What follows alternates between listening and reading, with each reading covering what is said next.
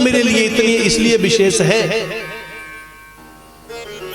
क्योंकि हे यमराज के यमदूतों सुनो, देखो इस मंदिर की तरफ। इस मंदिर में जब आज पावन मेरा शिवरात्रि का महापर्व है, सारी संगत ने पूरा दिन व्रत किया, 3 प्रहर की पूजा की, 4 प्रहर की पूजा की, परंतु चौथे प्रहर की पूजा से पहले जिस समय मेरे मंदिर में ये मेरा दीपक बुझने वाला था, उस समय सब के सब अपनी नींद में मौज ले रहे थे, नहाने वाले नहाने का आनंद ले रहे थे, किसी को मेरे दीपक की चिंता नहीं थी। उस समय इस भक्त ने अपनी धोती को फाड़ कर उसका कपड़ा लगाकर मेरे बुझते हुए दीपक को जलाया है।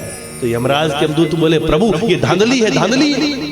इसने दीपक इसलिए नहीं जलाया कि आपका दीपक बुझ रहा था, इसलिए दीपक इसलिए जलाया क्योंकि अगर अंधेरा हो जाता तो ये भागता कैसे।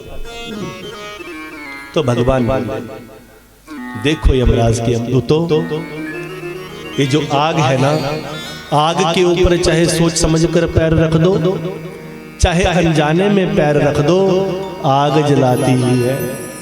रात के अंधेरे में अंगारों के ऊपर पैर रख दो तो भी पैर जलता है, और दिन के उजाले में सोच समझकर देखकर पैर रख दो तो भी पैर जलता है। आग जलाती है, आग की नेचर जलाना है। वैसे ही ये शिव नाम ये नहीं देखता शिव शंकर कि इसने लाइट वो दीपक अपने लिए जलाया या मेरे लिए जलाया, बस केवल ये देखता है कि इसने मेरे बुझते हुए दीपक को शिवरात्रि के पर्व में जलाया है। सबके सब नहाने चले गए, सबके सब सो गए, पर गुणनिधि वहीं बैठा रहा। सबकी भांति इसने मंत्र स्नान किया, चाहे इसने अनजाने में किया, चाहे इसने लालच में किया। सबकी भांति इसने भस्म स्नान किया, सबकी भांति इसने रुद्राक्ष माला धारण की, सबकी भांति इसने शिवरात्रि के पर्व का आनंद लिया। और वैसे भी कहा गया है, जल स्नानम मला त्यागे, जल स्नानम मला त्यागे,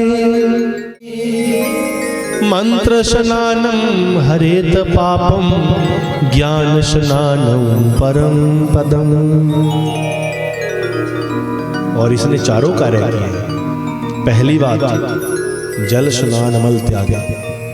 जिस प्रकार जो जल का स्नान है ये केवल मल का त्याग कर सकता है, भस्म स्नान से सदा शुद्धि मिल जाती है, मंत्र स्नान से सारे पाप हरण हो जाते हैं, परंतु जो ज्ञान स्नान है उससे परम पद मिल जाता है। इस साधक ने, इस गुण निधि ने, चाहे ये लालच में ही बैठा रहा, पर इसने पूरा दिन संतों के मुखारविंद से मेरी कथा को सुना है। इसलिए ज्ञान स्नान करने वाले को अगर मैंने परम पद नहीं दिया तो दुनिया की किताब पर क्या लिखा जाएगा कि कथा का श्रवण करने वाले को नरक मिल गया।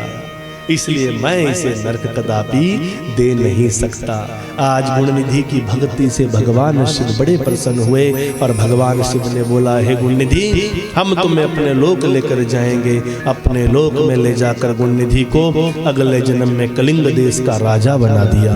और कलिंग देश का राजा बनकर गुणनिधि ने भगवान की कृपा को प्राप्त किया। भगवान बोले, तेरे पिछले जन्म का जो लेखा जोखा बचा है उसे इस जन्म में भक्ति के द्वारा पूर्ण करो।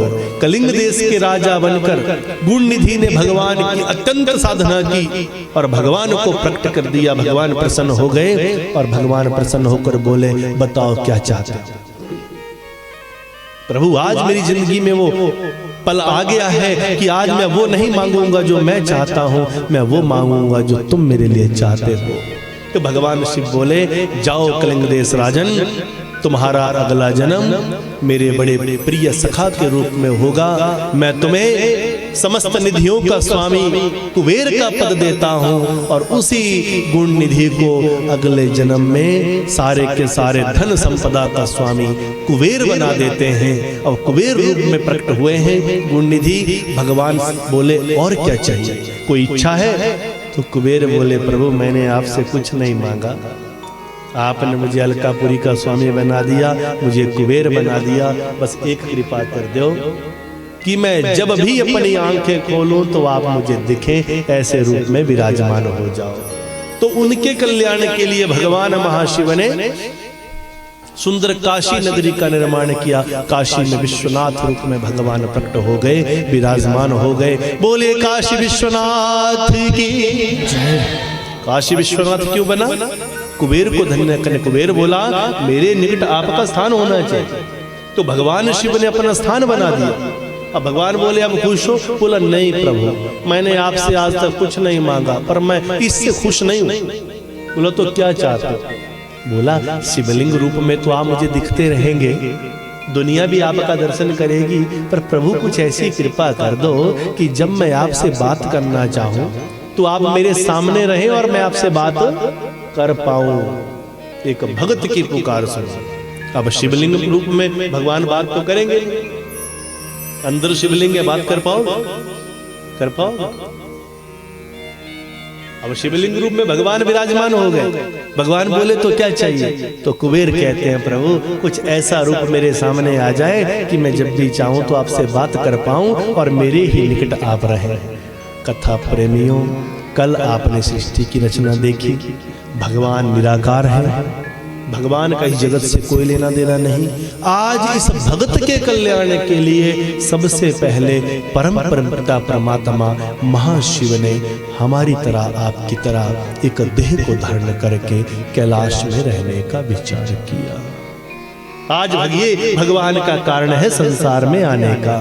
नारद ने ब्रह्मा जी से पूछा कि अगर परमात्मा निराकार है तो फिर वो कैलाश में रहने के लिए क्यों आए?